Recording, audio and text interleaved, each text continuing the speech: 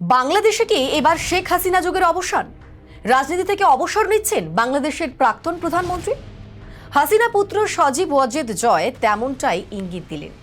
বললেন, বাংলাদেশের পলিটিক্স থেকে অবসরের সিদ্ধান্ত আগেই নিয়ে ফেলেছিলেন তার মা। প্রধানমন্ত্রী হিসাবে তার শেষ টার্ম চলছিল, নতুন করে আর প্রার্থী হতেন না ওই পদে। কিন্তু এই সিদ্ধান্ত ঘোষণার আগেই গণ অভ্যুত্থান শুরু হয় বাংলাদেশে।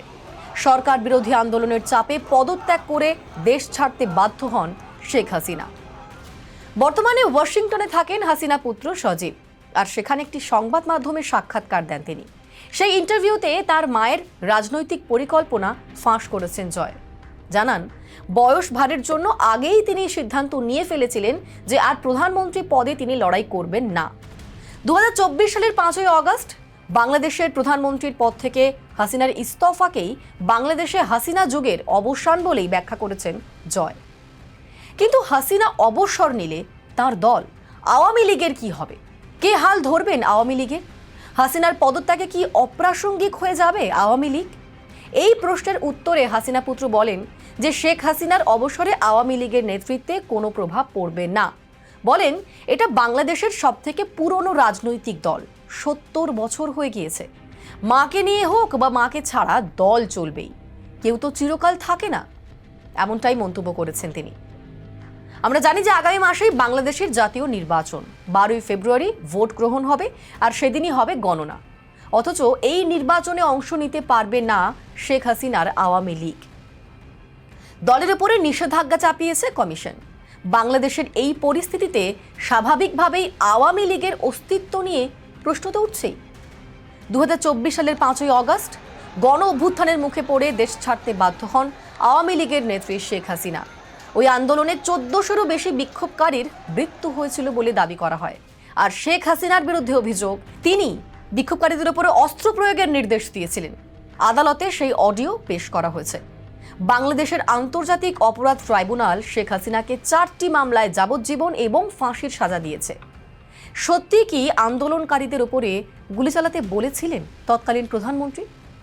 এই প্রশ্নের উত্তরে হাসিনা পুত্রের দাবি, তার মায়ের কথার ভুল ব্যাখ্যা দেওয়া হয়েছে। সন্ত্রাসবাদীদের বিরুদ্ধে শক্তি প্রয়োগের কথা বলেছিলেন হাসিনা, ছাত্র যুবদের উপরে সে অস্ত্র প্রয়োগের কথা তিনি বলেননি। বাংলাদেশ ত্যাগ করার পর ভারতে চলে এসেছিলেন হাসিনা, এখনো ভারতেই আছেন। বাংলাদেশের অন্তর্বর্তী সরকার তার প্রত্যর্পণ চেয়ে একাধিকবার নয়াদিল্লিকে চিঠি দিয়েছে। জয় জানিয়েছেন, ভারত কখনোই তার মাকে ঢাকার হাতে তুলে দেবে না, কারণ তার বিরুদ্ধে কোনো অপরাধের প্রমাণ নেই। জয় মনে করেন তার মা ভারতেই নাকি সবচেয়ে বেশি সুরক্ষিত। আর এদিকে 2025-এর ডিসেম্বরে আবারও ক্ষোভের আগুনে জ্বলে ওঠে বাংলাদেশ। ইনকিলাব মঞ্চের মুখপাত্র ওসমান হাদির মৃত্যুর পর আবারও শুরু হয় অশান্তি।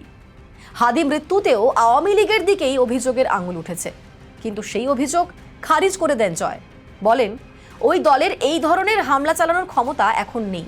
যদি সত্যি এই ধরনের হত্যালীলা চালানোর ক্ষমতা তখন হাতে থাকতো, তাহলে অন্তর্বর্তী সরকার মোহাম্মদ ইউনূসের পতন অনেক আগেই হতো এবং শেখ হাসিনা বাংলাদেশে ফিরে নিজের সাধারণ জীবনযাপনই করতেন। কিন্তু এখন প্রশ্ন একটাই, যে জয় যে ঘোষণা করলেন অবসর নিচ্ছেন শেখ হাসিনা, তাহলে আওয়ামী লীগের ভবিষ্যৎ কি? যে দল এতগুলো বছর দেশ শাসন করলো, যে দল বাংলাদেশের এত টানাপোড়েনের সাক্ষী থাকলো, সেই দলের অস্তিত্বই কি এবার হারিয়ে যাবে, নাকি কেউ হাল ধরবে? ধরলে কে ধরবে? 2024-এর পর থেকে বিপুল রাজনৈতিক পট পরিবর্তনের সাক্ষী এই পদ্মা পার। হাসিনার পর অন্তর্বর্তী সরকার হিসাবে দেশের ক্ষমতায় এলেন মোহাম্মদ ইউনূস। আর যখন সেই দেশে ভোট ঘোষণা করা হলো, তারপরই বাংলাদেশে প্রত্যার্পণ হলো বিএনপির ভারপ্রাপ্ত চেয়ারপারসন অর্থাৎ প্রয়াত খালেদা জিয়ার ছেলে তারেক রহমান। 17 বছর পর ঢাকায় ফিরলেন তারেক রহমান, বিএনপির হাল ধরলেন। এখন জোর কদমে চলছে নির্বাচনের প্রস্তুতি।